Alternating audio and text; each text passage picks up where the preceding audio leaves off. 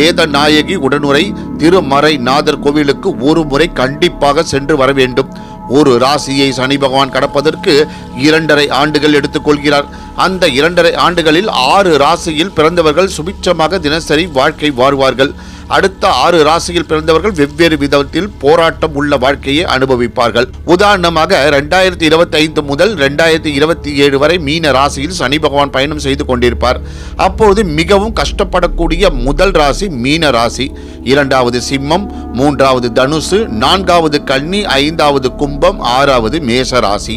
இந்த 6 ராசியில் பிறந்தவர்கள் அந்த கோவிலுக்கு சென்று 90 நிமிடங்கள் வழிபாடு செய்ய வேண்டும் என்பது விதி. அதன் மூலமாக இந்த 6 ராசியில் பிறந்தவர்களுடைய வேதனைகளும் துயரங்களும் கஷ்டங்களும் சுமார் 80% அளவுக்கு குறையும். ரோகிணி நட்சத்திரமும் சனிக்கிழமையும் சேர்ந்து வரும் நாளில் சென்று வருவது நன்று. நீங்கள் செல்லும் நாளில் குறைந்தது 90 நிமிடங்கள் வரை கோவிலுக்குள் பிரார்த்தனை செய்து கொண்டிருக்க வேண்டும்.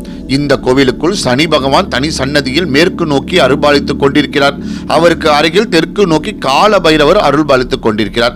நவ கிரகங்களில் ஒவ்வொரு கிரகத்துக்கும் ஒரு புராண தேவதை உண்டு. சனி பகவானின் புராண தேவதை குரோதன பைரவர். சனி பகவானுடைய வாத நோயை குணப்படுத்த